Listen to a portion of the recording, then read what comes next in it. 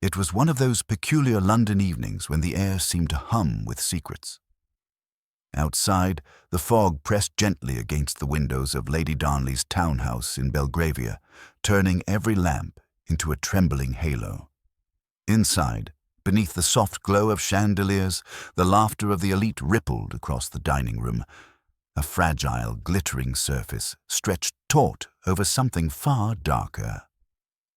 At precisely 8 o'clock, Lady Darnley's dinner had been proceeding with all the expected grace of her gatherings. The table gleamed with silver and crystal.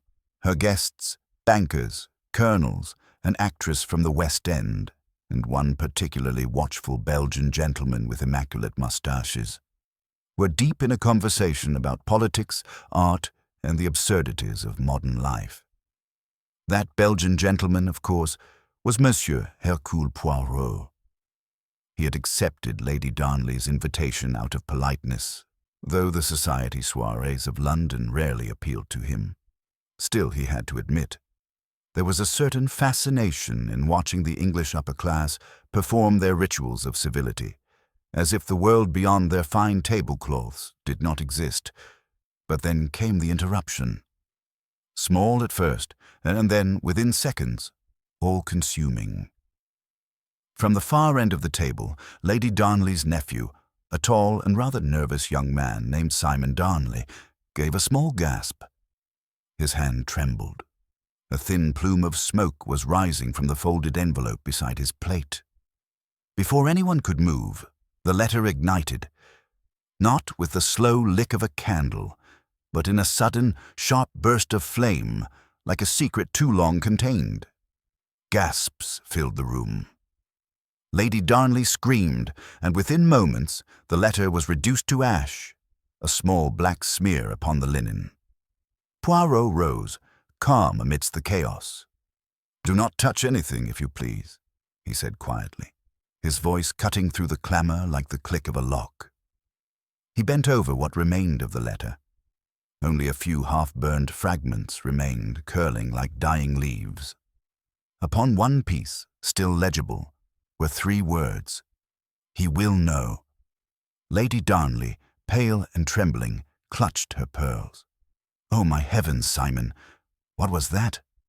Her nephew's lips parted, but no sound came.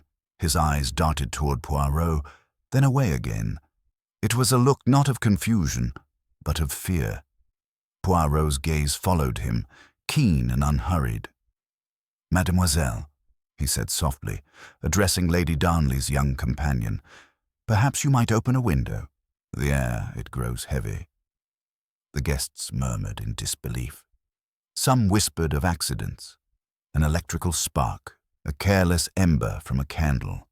But Poirot's mind, ever precise, had already dismissed such explanations. This was no accident. Letters do not choose to burn themselves. He studied the fragments again. The edges of the parchment showed traces of a silvery residue. Not quite ink, not quite powder. Something chemical, deliberate. And yet, it was the expression on Simon Darnley's face that caught Poirot's interest more than any residue. It was the expression of a man who had expected the fire. Poirot straightened. "Lady Darnley," he said gently, "it would be best, perhaps, if none of your guests were to leave for the moment." The laughter that had filled the room earlier now seemed impossibly distant. Even the clock on the mantelpiece ticked with a kind of nervous hesitation. Simon Darnley, his voice finally trembling into speech, said, It was a letter from someone I used to know. I didn't even open it. It just... "Ah," said Poirot, with the faintest smile. "It just burned itself. Très curieux." His eyes, sharp and clear beneath their calm surface, flicked once more toward the ashes. Somewhere, in that room full of polished silver and false laughter, was the reason why a letter would rather destroy itself than be read. And Poirot, as always, would find it. The guests lingered in uneasy silence, their laughter now replaced by the restless clinking of glass and the low hum of whispered speculation. The once elegant dinner table had become a stage of confusion and half-suppressed fear. Poirot stood near the hearth, his delicate hands clasped neatly before him, his head slightly inclined as though listening to an invisible clockwork ticking somewhere inside the room. Lady Darnley's butler, a solemn figure named Crail, had discreetly removed the remains of the burned letter, placing them carefully on a silver tray as Poirot requested. No one dared leave their chair without permission. Simon Darnley sat rigid, his complexion pale beneath the glow of the chandelier. The small muscles at the corner of his jaw twitched occasionally, betraying his attempts at composure. Poirot's gaze lingered on him only for a moment before sweeping over the others seated around the table. There was Colonel Fitzroy, square-shouldered and tight-lipped, Mrs. Winifred Locke, the stage actress whose charm flickered uneasily now that the scene had turned grim. Dr. Ambrose, the family physician with an expression of forced calm, and finally, a tall, reserved woman in emerald silk. Lady Darnley's companion, Miss Charlotte Vale, whose eyes had not left Simon since the fire began. Poirot took a step forward. It would be most sensible, I think, if we were to remain together for a few moments, until, of course, we understand what has occurred. I do not suspect danger, no, not yet, but there is in this matter a strangeness. He turned to Simon. You say, monsieur, that you did not open the letter? Simon swallowed. No, I didn't. It arrived this afternoon, delivered by hand. I meant to look at it after dinner. I didn't think... His voice faltered. I didn't think something like this could happen. Poirot nodded slightly, as if confirming something within himself. And you have no notion who sent it? None at all. From the far end of the table, Mrs. Locke exhaled dramatically. Well, it was obviously some kind of chemical trick. Perhaps from a jealous admirer. These things happen, especially in families where secrets exist. Lady Darnley shot her a sharp look. Winifred, this is hardly the time for theatre. But Poirot, raising one finger, said softly, but Madame Locke is not entirely wrong. Such things, they do not happen in the air. They are made to happen. The question is not how the letter burned, that, in time, we shall know. But why? And who wished to send a message that could not be read? He gestured for Crail to bring him the tray. Taking a small silver spoon from the table, he stirred gently among the ashes. The faint, silvery residue glittered under the light. Poirot leaned closer, then looked up sharply toward Dr. Ambrose. Doctor, you are a man of science, yes? Tell me, what substance might leave behind such a mark when burned? Dr. Ambrose frowned. It's difficult to say without testing, but there's a faint odor. Do you smell it? Like phosphorus.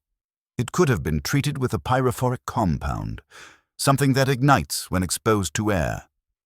Poirot smiled faintly. Just so. A letter that burns itself the moment it is opened. A convenient trick, n'est-ce pas? And one that requires a careful hand. He turned back to Simon. You say it arrived by hand.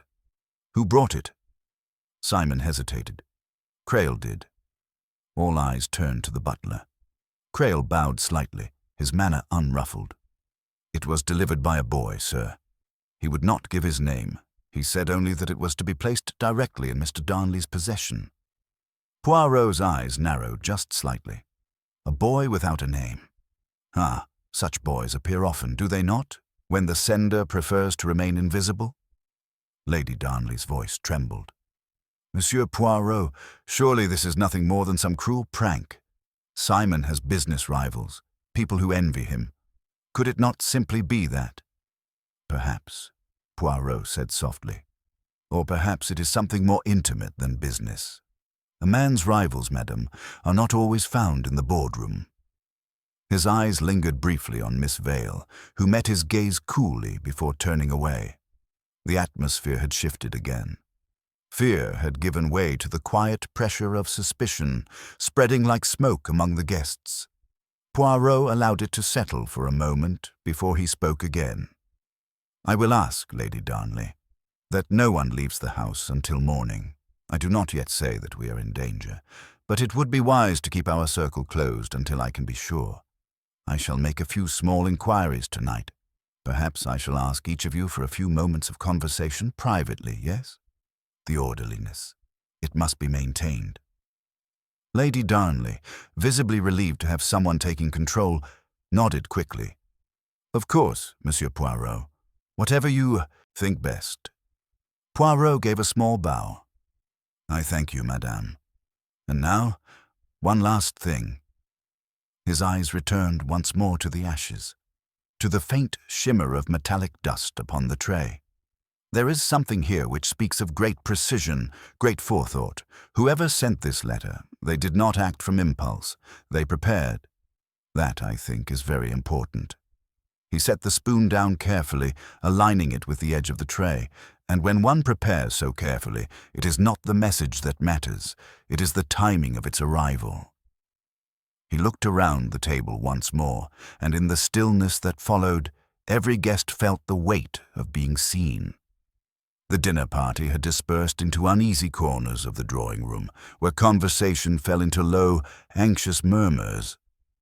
Poirot stood by the mantelpiece, watching the guests move like pieces on a board, each careful, each aware of being observed.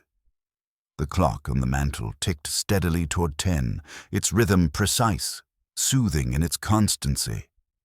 For Poirot, that rhythm was comforting. It mirrored the order within his own mind, even as the chaos of human emotion swirled around him. He began with Simon Darnley. The young man was pacing near the window, his reflection pale against the fog outside. Poirot approached with quiet steps, clasping his hands behind his back. Monsieur Darnley, he began, it is not good for the mind to run in circles. You must sit, and we will talk calmly, yes? Simon obeyed, though reluctantly, sinking into the chair with the air of a man expecting interrogation. Poirot settled opposite him. You said the letter came by hand, Poirot continued, and you did not recognize the writing. Simon shook his head. No return address.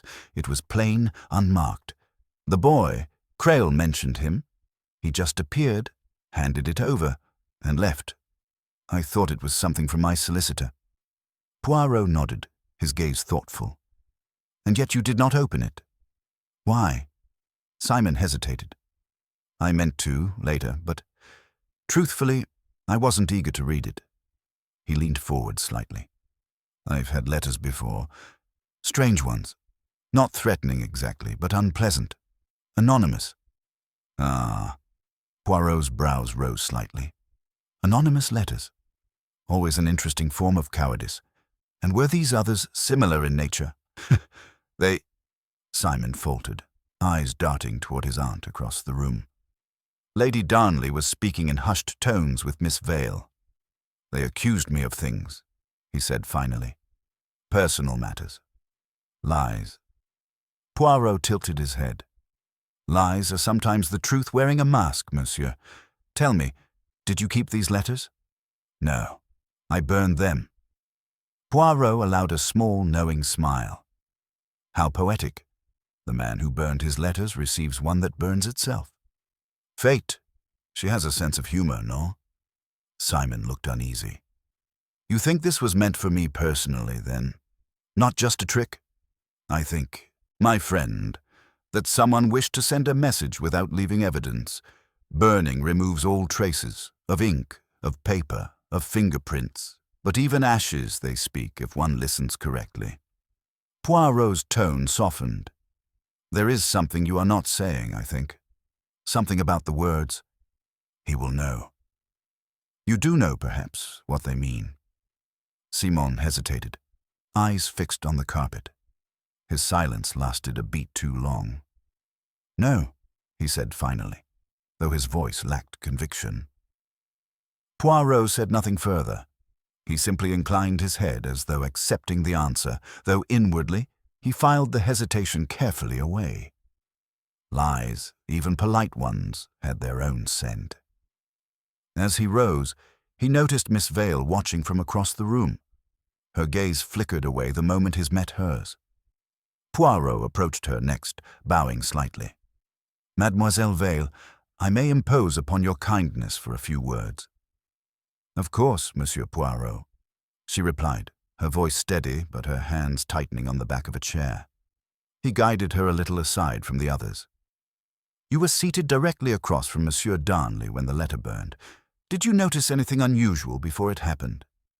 Miss Vale frowned slightly, recalling. "He looked tense. I remember thinking he seemed distracted, barely touching his food. But nothing else.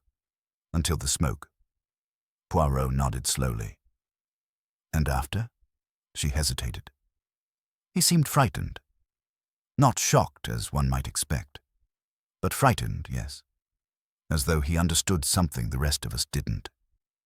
"An excellent observation," Poirot murmured. "You are a woman who notices much, I think." A faint blush rose to her cheeks. "I've learned to watch people," she said softly. "In Lady Darnley's house, one must." Poirot's eyes gleamed. "Ah, that is a curious remark.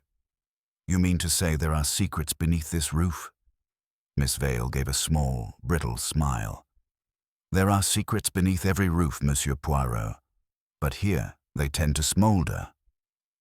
Before he could press further, the sound of hurried footsteps echoed from the corridor. Crail entered, his usually impassive face drawn tight.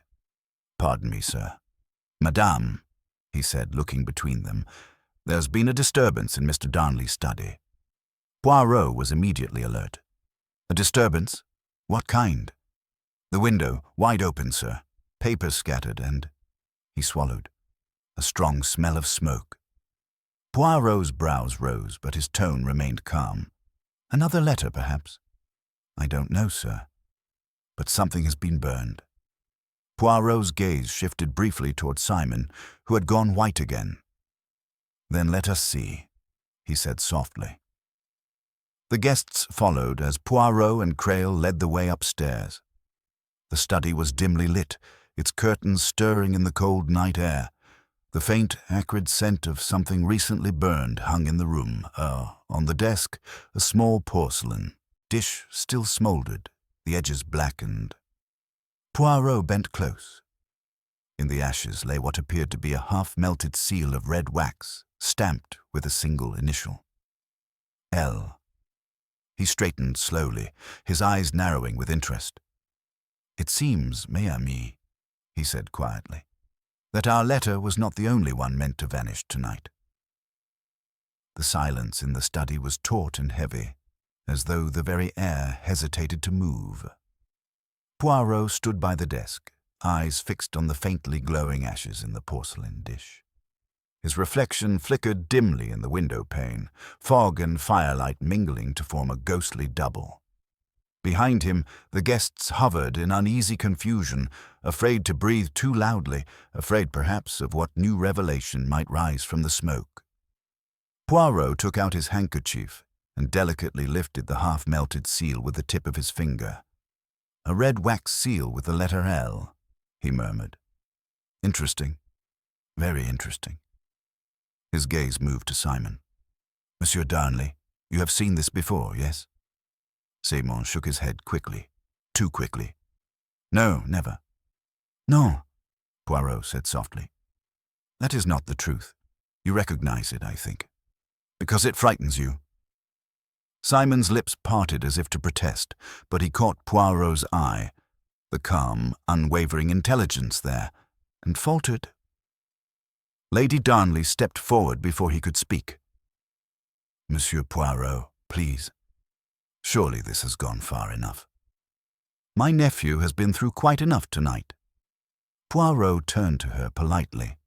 "Forgive me, madame, but I fear your nephew has not been through enough truth, and if we do not reach it soon, perhaps he will go through worse." He gestured toward the dish. "A second fire, madame, a second letter, perhaps.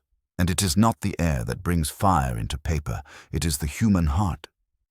Lady Darnley looked away, trembling slightly. Poirot noted it. His eyes missed nothing. He began to walk slowly around the room, examining the scene with that peculiar stillness of his. Each gesture deliberate, like a man piecing together a delicate clockwork.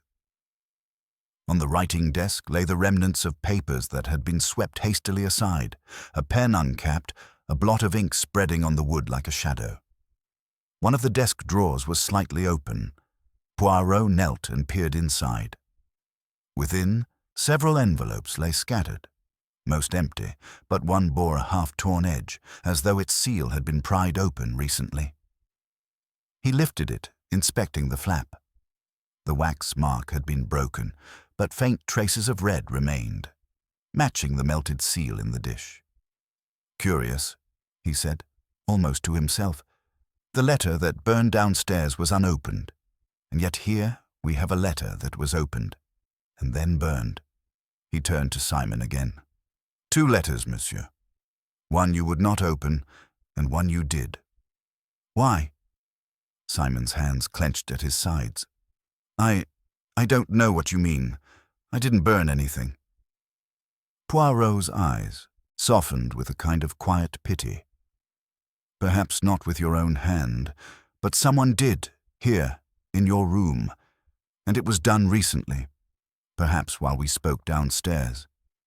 You left the table for a few moments, did you not?" "Yes," Simon said slowly. "I stepped out to take a call. My solicitor—" Poirot raised a finger. But your solicitor, he cannot speak from ashes, monsieur. Let us be precise. You stepped out for 8 minutes. You returned when the smoke rose from your plate. So tell me, what truly detained you?" Simon's face paled. "It was a private matter." "Indeed," Poirot said almost gently. "And yet privacy, it is the most dangerous thing in a house full of secrets." The guests watched, spellbound by the quiet intensity of his interrogation. Poirot turned suddenly to Creil. "Monsieur le butler, you are the keeper of the house, are you not? Tell me, was this study locked before tonight's dinner?" Creil hesitated. "Yes, sir. I lock it every evening after Mr. Darnley finishes work. But tonight, well, I found it already open when I came to draw the curtains." "And at what hour was that?" "Just before 8, sir." "The very hour of the dinner," Poirot said softly. "So someone entered before the meal began." His gaze shifted back to Miss Vale, who stood motionless near the door, her hands clasped tightly together. "Mademoiselle Vale, where were you at that time?" Her eyes met his. "In Lady Darnley's room, helping her dress for dinner." Poirot inclined his head politely. "Très bien. Then it would seem someone else had business here. Someone who wished to destroy a letter without being seen." He turned once more to the ashes and the melted seal. This letter, it had meaning for the one who burned it. It bore an initial, an identity, a L, not Darnley, not Vale. Lady Darnley, perhaps. His eyes flicked to the hostess. Lady Darnley stiffened, her mouth tightening. "If you mean to accuse me, Monsieur Poirot—" "I accuse no one, madame," he interrupted softly. "I only observe. The letter L, it may stand for many things, but here, in this house, it burns in your study. That is, not coincidence." Lady Darnley sank slowly into the nearest chair. Her voice, when it came, was strained. "My late husband's initials were L.D., she said. "Lord Leonard Darnley. He died 15 years ago." Poirot inclined his head slightly. "Indeed. Then it seems, madame, that the dead, too, may have their correspondence."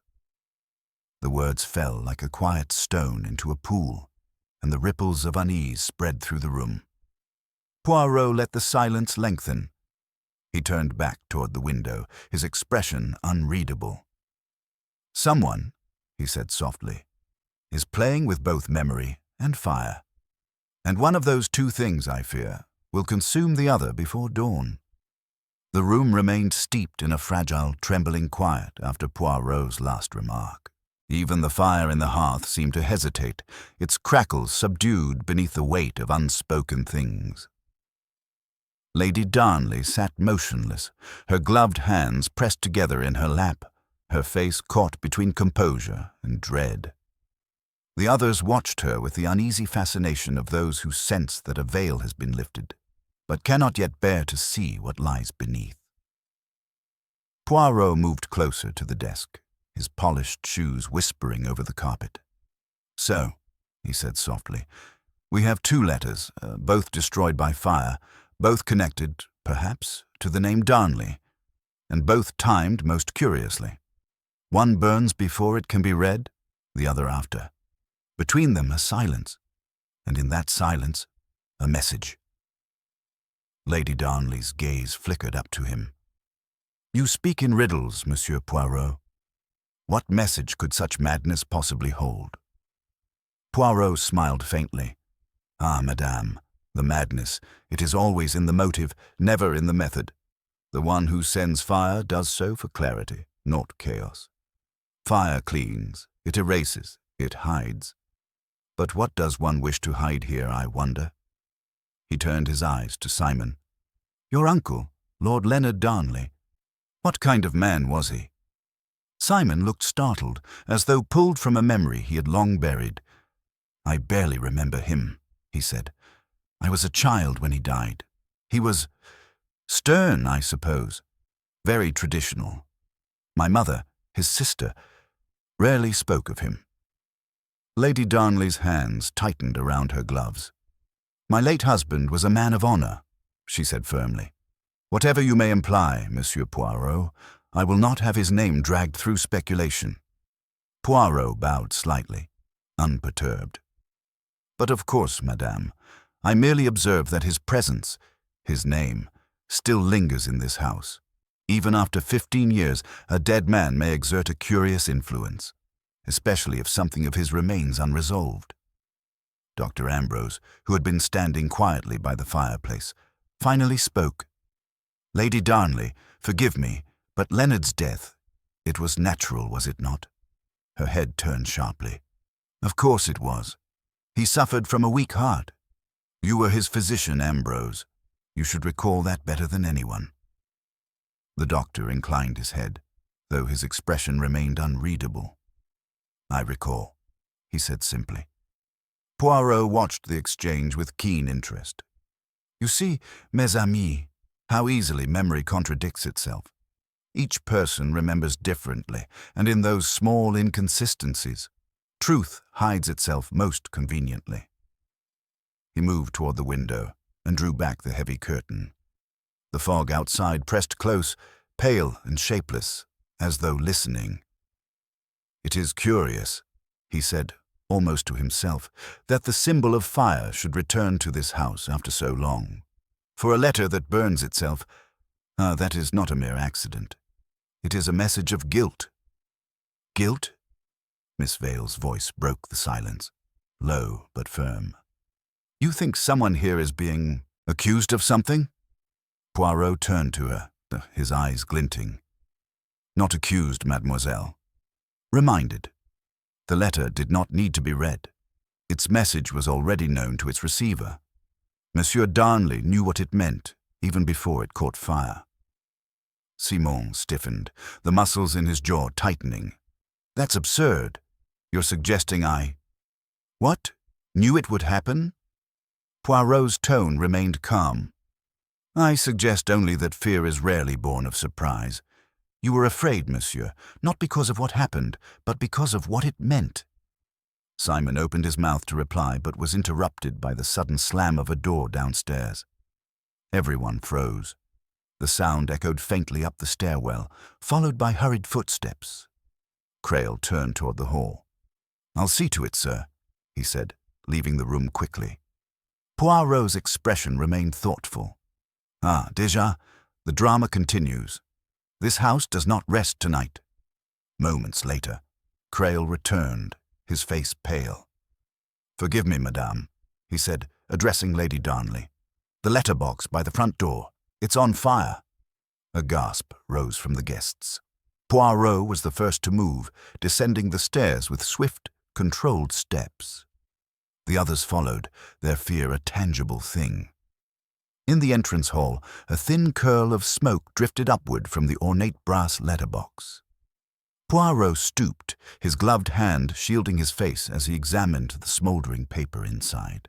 He retrieved it carefully with a pair of tongs from a nearby umbrella stand and laid it on the marble floor.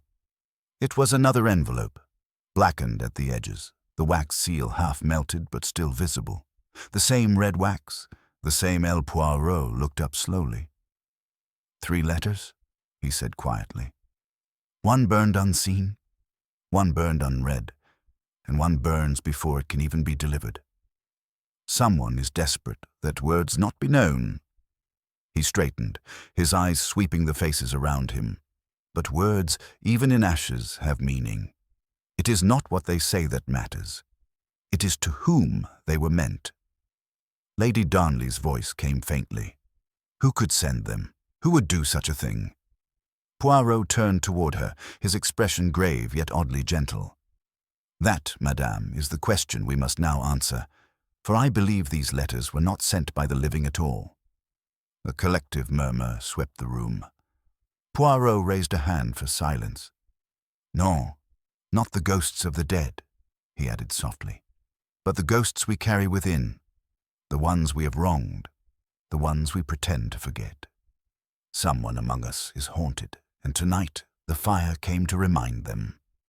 His eyes moved once more to Simon, then to Lady Darnley, and finally to Miss Vale, who stood perfectly still, her face pale but unreadable. The silence that followed seemed to deepen until even the ticking clock could no longer be heard. The faint trail of smoke from the charred letter drifted toward the ceiling, dissolving slowly into the dim air of the hall. Poirot stood very still, his sharp eyes fixed upon it, as though reading something in the curling grey shapes that no one else could see. The others watched him with growing unease, uncertain whether to speak or remain silent. Lady Darnley leaned against the banister for support, her breathing shallow. Simon had gone rigid, his gaze locked on the scorched envelope on the floor. Miss Vale, standing slightly apart from the group, looked pale but composed, her expression unreadable beneath the flickering gaslight.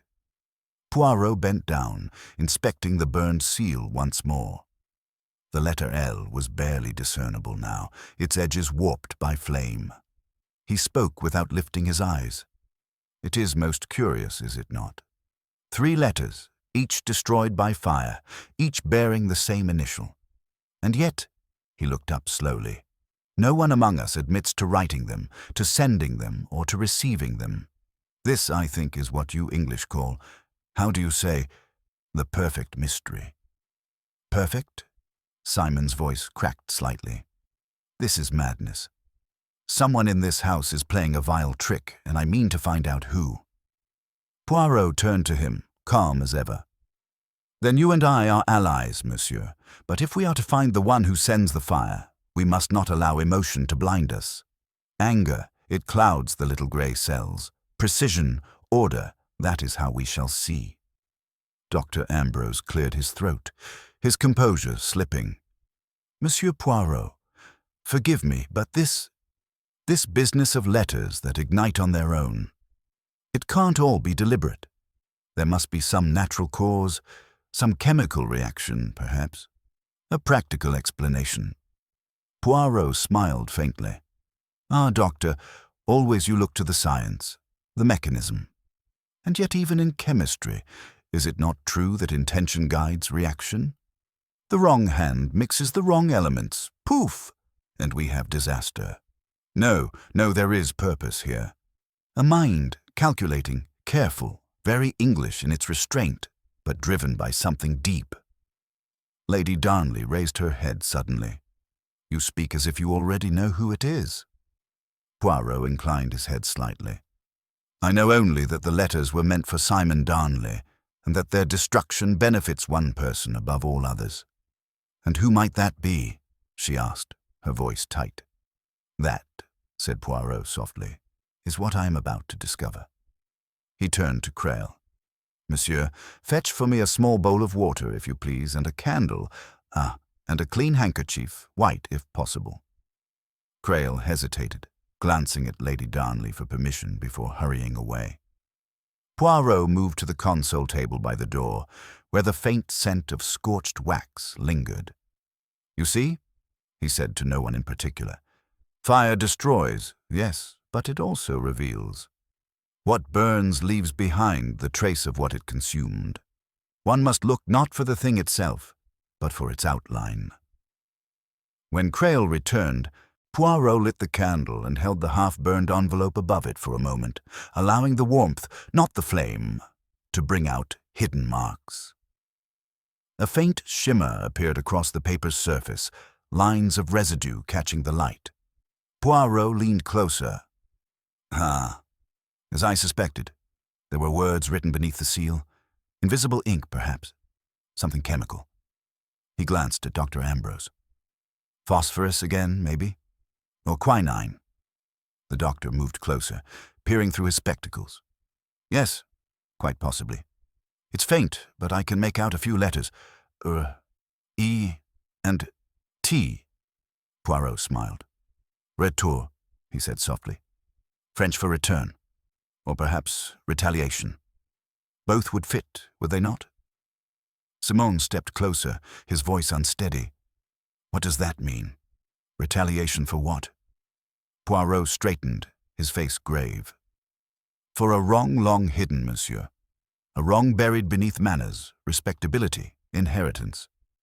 But wrongs, they do not rest quietly, they smoulder, until one day they burn. Lady Darnley sank into a nearby chair, one gloved hand pressed to her forehead. This is absurd. You make it sound like some ancient revenge. Poirot regarded her for a long moment. Perhaps it is. Tell me, madame, when your husband died, did he leave behind a will? She hesitated. Of course he did.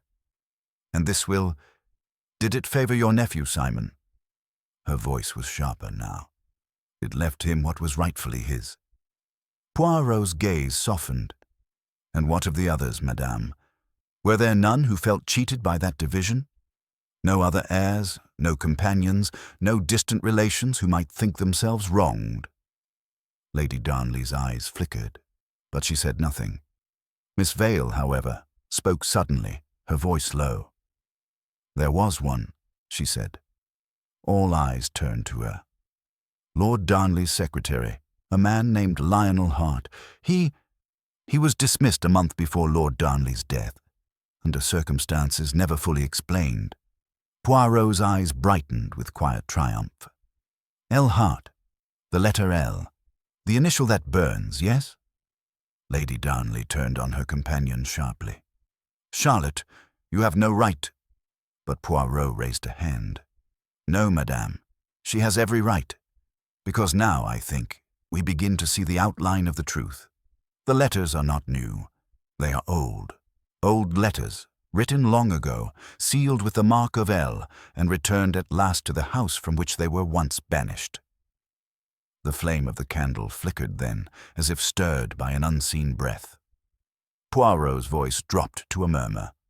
The past, mes amis, has an inconvenient habit. It does not stay burned. A deep stillness fell over the hall, the kind that follows revelation, the silence that is not absence of sound, but a pulse beneath it. The mention of Lionel Hart lingered in the air like smoke that refused to dissipate. Lady Darnley's face had lost all color. Miss Vale's composure trembled faintly now that her words had been spoken aloud, and Simon, caught between disbelief and dread, stared at Poirot as though the detective had summoned a ghost. Poirot moved slowly toward the faint glow of the dying candle, his expression thoughtful. So, he murmured, the letters of Monsieur Lionel Hart return after 15 years, bearing only one initial, one symbol of accusation. They arrive in silence, they burn in silence, and they leave behind silence. This is not the work of a stranger. It is something intimate, personal, the past knocking gently upon the door. Simon spoke first, his voice sharp with frustration. But that's impossible. Hart's been dead for years. I remember my aunt mentioning it once. He drowned, didn't he? In France or somewhere. Lady Darnley turned toward him sharply. Enough, Simon. There's no reason to rake over that wretched story again. On the contrary, madame, Poirot said softly. There is every reason. For it appears the dead do not stay where we bury them, at least not when injustice has tied their memory to the living. Her lips trembled, though her tone remained formal. Monsieur Poirot, you are suggesting things without cause. My husband dismissed Mr. Hart for very good reason. There were irregularities in the accounts, money missing, letters sent to creditors under Leonard's name. Hart was dishonest, and he disappeared soon after. Poirot listened without interruption, his gaze unblinking. Ah, the theft, the dishonor, and the disappearance. But tell me, madame, was it proven? It was obvious, she snapped, before catching herself. The evidence was there. Who else could it have been? Poirot spread his hands delicately. Who else, indeed? And yet, what a curious thing, it is always the man who disappears who becomes guilty by default. I've seen it many times. A servant, a clerk, a secretary, someone with no voice to defend himself. Dr. Ambrose interjected quietly. If I recall correctly, the accusation was never made public. The family wished to avoid scandal. Lady Darnley looked at him sharply, but he continued. I always found it strange. There was no inquiry, no police report. It was as though the matter was simply erased. Poirot inclined his head in approval. Exactly so, Doctor. Erased. Like words from a page. And now, 15 years later, letters appear which erase themselves. History repeats its method, but with elegance, eh? Simon's eyes darted between them. You think Hart sent these letters? That he's alive? Poirot considered. Alive? Perhaps not in body, but in idea, yes. These letters, they are his voice. Whether written by his hand or by another's, they speak for him. They accuse without naming, they burn without proof. That is vengeance concealed in delicacy. Miss Vale, who had been silent, spoke at last. But why now? If this is revenge, why wait so long? Poirot smiled faintly. Because the past, mademoiselle, waits for the perfect moment to strike, the precise intersection where guilt and comfort meet, when the memory of wrong has softened enough for those who committed it to feel safe. Then comes the reminder. He turned, his eyes resting once again on Lady Darnley. You kept something, did you not, madame? Something belonging to Lionel Hart?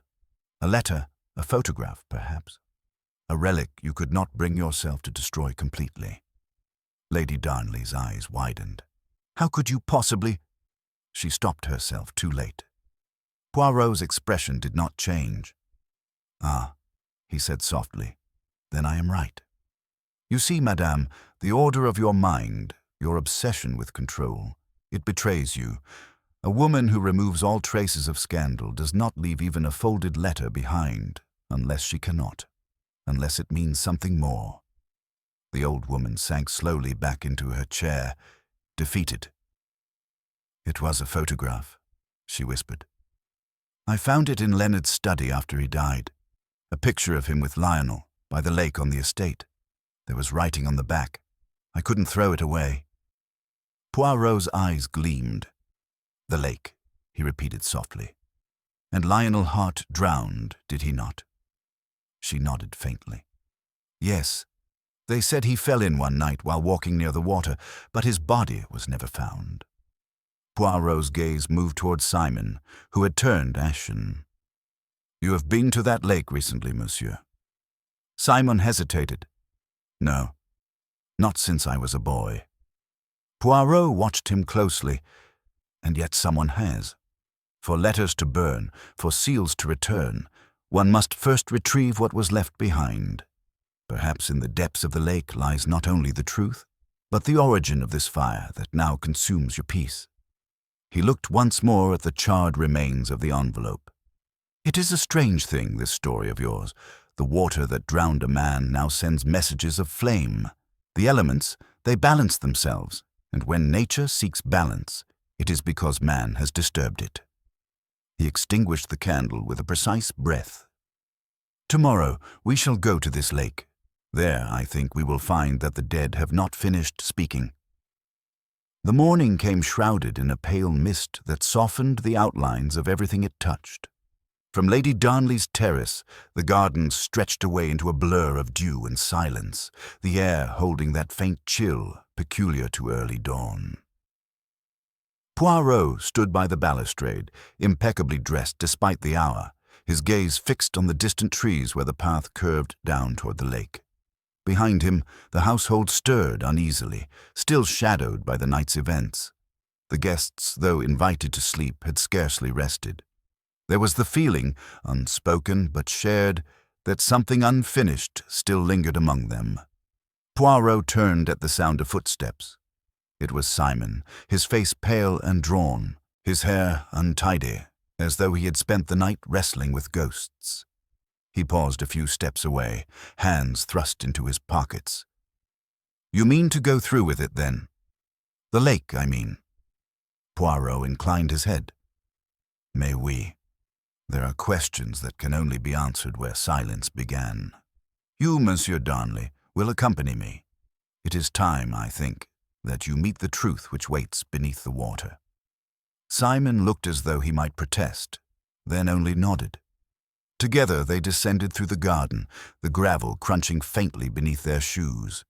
The mist thickened as they neared the lake, curling low over the still surface.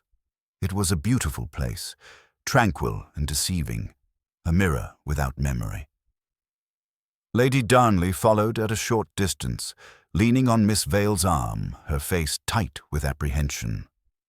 Dr. Ambrose trailed behind them, muttering about damp air and fragile nerves, though Poirot suspected curiosity was what kept him near. Creil carried a long pole and a small rake at Poirot's quiet instruction. When they reached the edge, Poirot stood for a long moment, studying the water. "You see how calm it is," he said softly. "It hides what lies beneath, just as polite society hides its scandals. But nature, she is honest. Eventually she returns what is hers." Simon folded his arms. "You think something's down there? After 15 years? "I think," said Poirot, "that those letters did not travel far. They were delivered from near at hand. And if a man disappeared by this water, and his memory returns in flame, then somewhere close by lies the thread connecting both." He motioned for Creil. The butler hesitated only a moment before lowering the rake into the water, dragging it gently along the shallows. At first, nothing stirred but silt and reeds. Then the rake caught on something solid. Creil frowned and pulled. There came a faint scraping sound, the reluctant give of something long submerged. When it broke the surface, the sight drew a gasp from Miss Vale.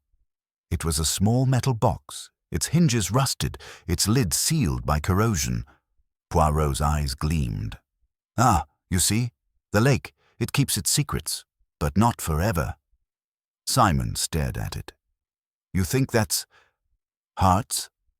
Poirot took the box delicately from Creil, examining it. "Perhaps. Or perhaps it belonged to the one who betrayed him. In either case, it was meant to remain hidden. But the letters, they told me otherwise. Something was missing from their story, something that needed to surface." He gestured to Creil. "Fetch a cloth, if you please." Poirot knelt, using the cloth to clean the edges. After a few careful taps with a small tool he had brought, the lock gave way. The lid opened with a groan of rust.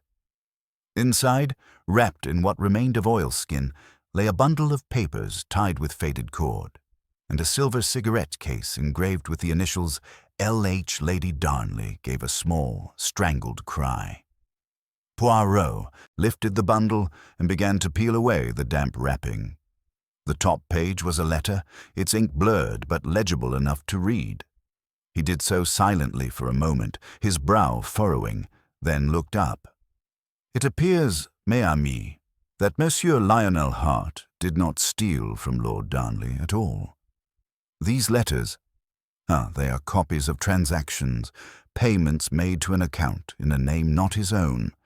But the handwriting, the signature, it is not Hart's, it is Lord Darnley's."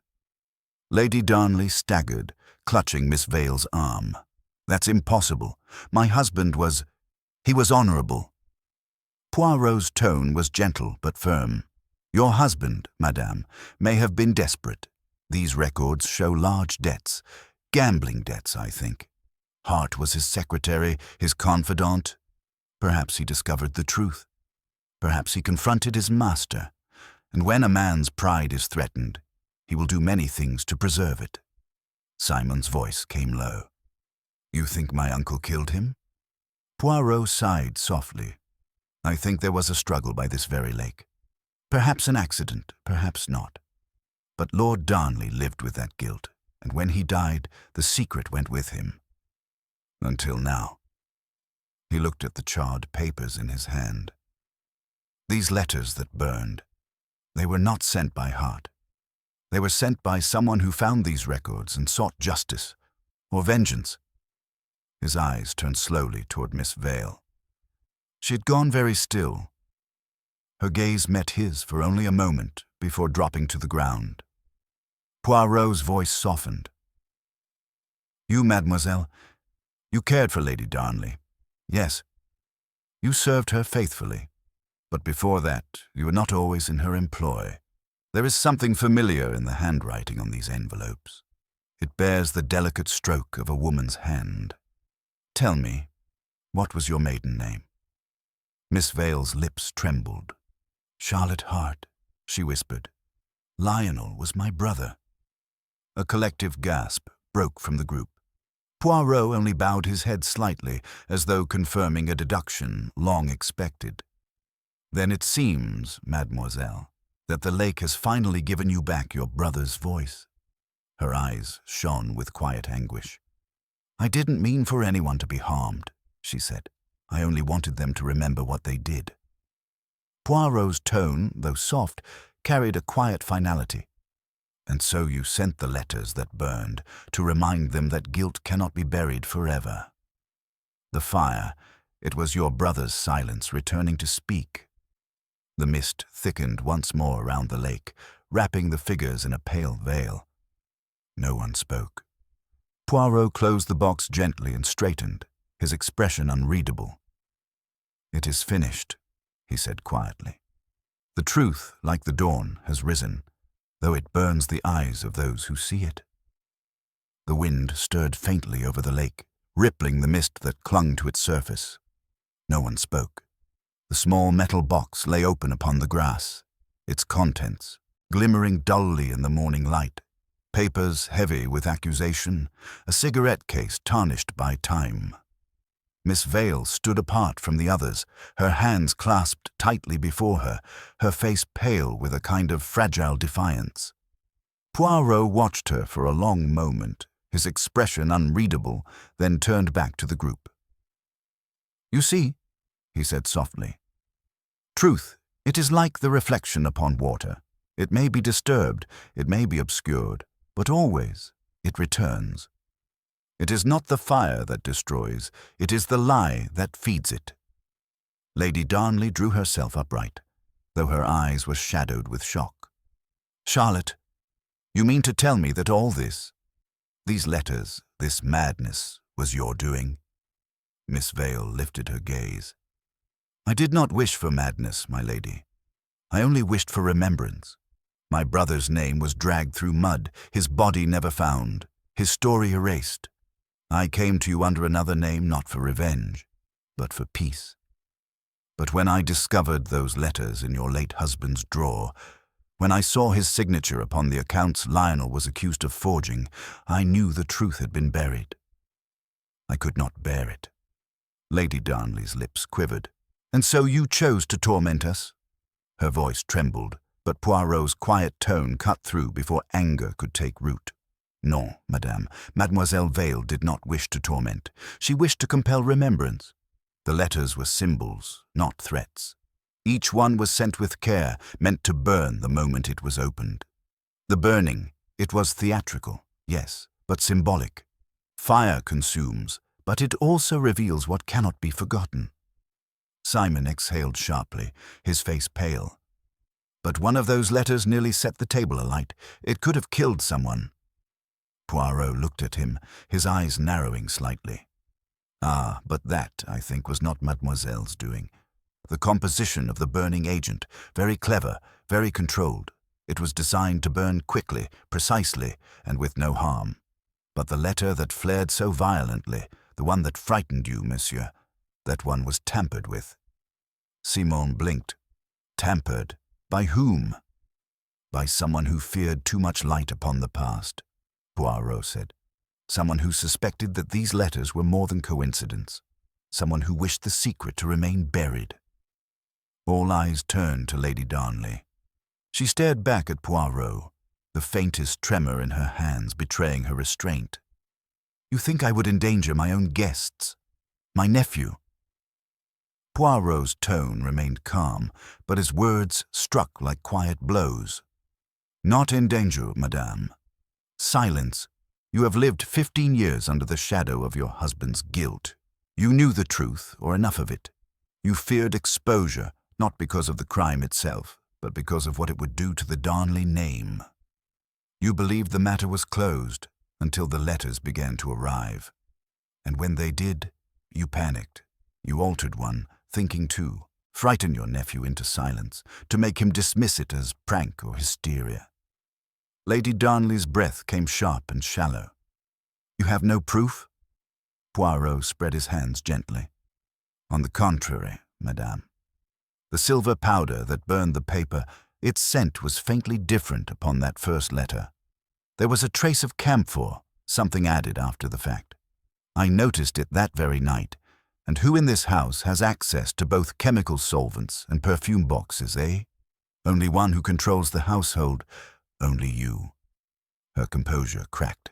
I was trying to protect this family, she burst out. I thought if Simon believed it was nonsense, if he ignored the letters, it would end. I didn't want it all dragged out again. Haven't we suffered enough? Poirot's gaze softened. You have suffered, madame, yes, but not for the right reasons. You buried guilt beneath silence, and silence, like water, seeps into everything. It corrodes, and now it has surfaced. Miss Vale's voice broke the stillness. I never meant for harm to come. I only wanted my brother's name cleared. Poirot nodded slowly. And so it is. The papers within that box, they will show his innocence beyond doubt. His name will be restored, though too late for him to know it. Lady Darnley turned away, pressing her hands to her face. What will become of us now? Nothing that time will not decide, Poirot said quietly. The truth will be given to the authorities, but there will be no scandal. Lord Darnley is beyond earthly judgment and justice. She has many forms. Sometimes it is enough that the truth breathes once more. He closed the metal box carefully, his hands precise, reverent almost. The mist was lifting now, the lake glinting faintly in the pale light of morning. Poirot looked out over it for a long while, his expression distant, thoughtful. You see, mes amis, he murmured, the fire and the water, they are opposites, yes, but both are cleansers. The one burns away the lie, the other reflects what remains. Between them lies truth, and truth, once freed, leaves no ash. As they turned back toward the house, Simon walked beside Miss Vale in silence. Lady Darnley followed, her steps slow, her pride finally bowed. Poirot lingered a moment longer by the edge of the lake, gazing at his reflection shimmering faintly upon the surface. The mist curled around his figure like smoke, then drifted away. When at last he spoke, it was to himself, in a low, contemplative tone. Order is restored, he said softly. But even in order, there is sorrow. Always there is sorrow. Then, straightening his tie, he followed the others up the winding path, leaving the water and the past, quiet at last. The path back to the house wound through damp grass and the faint scent of decay, that peculiar smell that rises when earth has been turned after a long silence. The mist had begun to lift, revealing the grand grey, stone of Darnley Manor, its windows blank and expressionless, like eyes that had seen too much. The group walked slowly, bound by the weight of what had been uncovered, each step a reluctant return to the living world. Poirot, a few paces behind, observed them all with quiet precision. The silence was no longer heavy with fear, but with reckoning. Inside, the air was warmer, yet it carried that subtle unease left behind by confession. The drawing-room, where the first letter had burned, still smelled faintly of smoke. Lady Darnley sank into her chair, her movements weary, as though the revelation had aged her in a single morning. Simon stood by the mantelpiece, staring into the empty grate, while Miss Vale remained by the window, her hands clasped, her expression haunted but calm. Poirot took his usual position by the hearth, as if claiming once again the seat of order in a world that had nearly undone itself. "There is a strange irony, is there not?" he began softly. "The truth that hides for years, it waits patiently, and when it chooses to return, it does so with elegance. 3 letters, 3 flames, 3 moments of remembrance. The symmetry, it pleases me. But the sorrow, alas, it is real." Lady Darnley raised her eyes. "You intend to tell the police?" "Madame," said Poirot, "the law is not blind, but she does not always need to see. The documents in that box, they speak clearly. They will restore the name of Lionel Hart. That is all that must be done." "And my husband's name?" she asked, her voice brittle. Poirot paused. "History, madame, will not speak unkindly of him.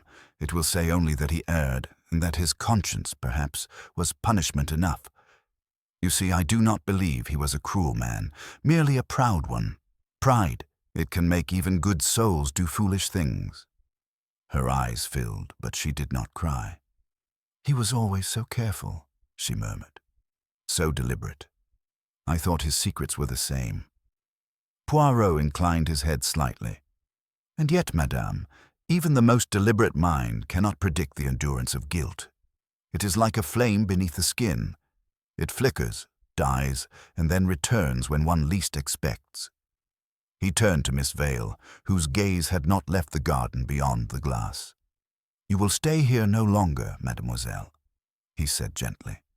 "This house has taken too much from you. Go back to your brother's village. His memory is clean now. You may live in peace." She nodded faintly, though tears shimmered in her eyes. "I never meant for any of this to happen. I only wanted him to be seen." Poirot's voice softened.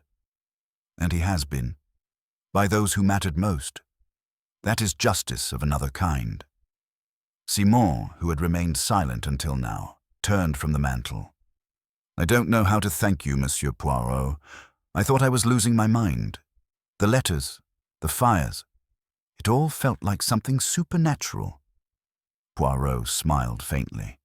"Ah, but the supernatural, monsieur, it is simply the natural misunderstood. It is the human heart that gives mystery to the world. Once you understand that, nothing is beyond reason." He took out his pocket watch and glanced at it before slipping it away. "It is time I take my leave, I think. My little grey cells. They require peace after such matters." But as he moved toward the door, he paused and looked back at Lady Darnley once more. "There is something I must say, madame. You asked what will become of you now. The answer is, life will become of you. It will go on, as it always does, even after truth. You will dine, you will host, you will smile. But perhaps, in quiet moments, you will think of the lake and of the man whose name you feared. That is not punishment. It is memory. And memory, madame, is the most just judge of all." She bowed her head, and Poirot, with the faintest inclination, turned and left the room. Outside, the day had grown brighter. The fog had lifted entirely, leaving the garden drenched in sunlight. He walked slowly down the drive, the gravel crunching rhythmically beneath his shoes. Behind him, the manor loomed silent and still, its windows glinting faintly in the light. The lake beyond shimmered like a silver mirror, placid, deceptive, beautiful. Poirot paused once at the gate and turned back for a final glance. The story of Darnley Manor, he thought, was not one of murder or malice, but of pride, silence, and consequence. It was not the crime itself that haunted, it was the forgetting. He adjusted his hat, his eyes thoughtful. "It is curious," he murmured, "how truth, like fire, must destroy before it purifies." Then, with that small, satisfied smile that never reached his eyes, he stepped into the waiting car and was driven away, leaving behind the stillness of the house, the ghost of the past, and the faint smell of smoke that would never quite fade. The car carried Poirot down the long avenue of elms, their branches whispering overhead like a closing curtain. The sunlight had fully broken through now, gilding the damp leaves and softening the gloom that had lingered for so long over Darnley Manor. Yet Poirot's eyes, though serene, were far from restful. There remained, as always, one small imperfection, a loose thread in the fabric of understanding that his mind refused to leave unexamined. He instructed the driver to stop. For a moment he sat quite still, gloved hands folded neatly on his lap, his eyes half closed in thought. Then, without explanation, he stepped out and began walking back up the drive, the faintest trace of a smile playing at the corners of his mouth. It was not triumph. It was resolution, that quiet satisfaction which comes when order has at last been restored to chaos. Inside the manor, the household was subdued. Simon and Lady Darnley had withdrawn to the drawing-room, where silence reigned between them, each lost in private reckoning. Miss Vale was packing, her few belongings upstairs, her door closed but her sobs faintly audible through the corridors. The servants moved softly, as if afraid of disturbing ghosts that were not entirely gone. Poirot entered without announcement. Lady Darnley rose at once, startled. "Monsieur Poirot, have you forgotten something?" "Non, madame," he said gently, "only that I dislike endings which are too tidy. They are rarely truthful." He looked towards Simon. "There is one matter still unresolved, and it concerns you, monsieur." Simon blinked. "Me? I've told you everything I know." Poirot approached the hearth, resting his hands lightly on the mantelpiece. "Perhaps. Yet the night of the first letter. You remember it, yes? The dinner, the moment the envelope caught fire." Simon nodded. "I couldn't forget it if I tried." "Just so. You said the letter had arrived by hand, that you did not open it, and that you did not know the boy who brought it." Poirot's tone was mild. "But you see, I find that curious. For when Crail described the boy, he mentioned something quite revealing. The accent." Simon frowned. "Accent? Oui, a northern one. Lancashire, I believe.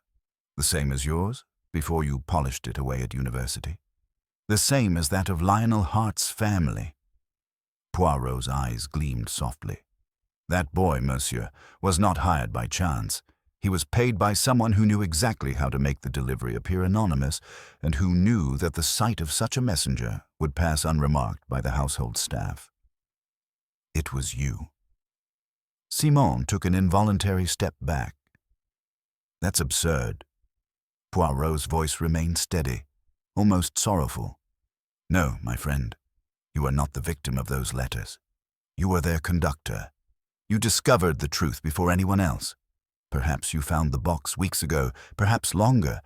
You read the contents, saw your uncle's guilt, and realized what it meant for your inheritance, for your family's name. You could not expose it yourself without destroying everything. So, you created the illusion of haunting. Letters that burned, a drama of conscience, until your aunt's fear did the work for you." Lady Darnley's face had gone white. "Simon," she whispered, "tell him he's wrong." Simon's lips parted, then closed again. He looked at Poirot, and for a moment all pretense fell away. There was no malice in his expression, only exhaustion. "I didn't mean for it to go that far," he said quietly. "When I found those papers, I panicked. I thought if the truth came out all at once, it would destroy us. The estate, the business. everything my uncle built. So yes, I staged the letters, the burning, the mystery. But I didn't know Miss Vale was his sister. I didn't know she'd found the same box and sent her own messages. I just wanted to control the story before it destroyed us. Poirot inclined his head slightly. Ah, you wished to cleanse with fire, but you forgot, mon ami, that fire spreads. Lady Darnley's hand trembled against her throat. My God, Simon, what have you done? Saved us, he said, though his voice broke on the word. At least I tried to. Poirot stepped closer, his gaze steady, his tone quiet but absolute. No, monsieur. You have repeated the sin of your uncle. You wish to control truth to make it obedient. But truth, she is not a servant. She arrives when she pleases, and she leaves behind ashes. Simon lowered his head. What will you do? Poirot sighed softly. Nothing. There has been enough punishment in this house already. The law will see only the facts, the letters, the documents, the confession of Lord Darnley's guilt. Your part will remain between us. But remember, monsieur, every lie, even one told for love or protection, demands payment eventually. He turned to Lady Darnley, who sat frozen, her expression unreadable. Madame, you have your peace now, though it comes at a cost. The Darnley name will not fall, but it will never quite shine as before. Perhaps that is as it should be. Poirot took his hat, his movements deliberate, unhurried. Now I shall go. The air here, it is too heavy with memory. At the doorway, he paused and looked back once more. One last thing, mes amis. There is no fire without spark, no guilt without fear, and no truth without pain. But sometimes, he smiled faintly, sometimes when the ashes settle, one may find not ruin, but light. He stepped into the sunlight, the door closing softly behind him. In the distance, the lake glimmered like polished glass, unbroken and calm. A single ripple spread across its surface, then faded. And in that stillness, Hercule Poirot walked away, leaving behind not scandal or triumph, but silence, pure, complete, and perfectly at peace.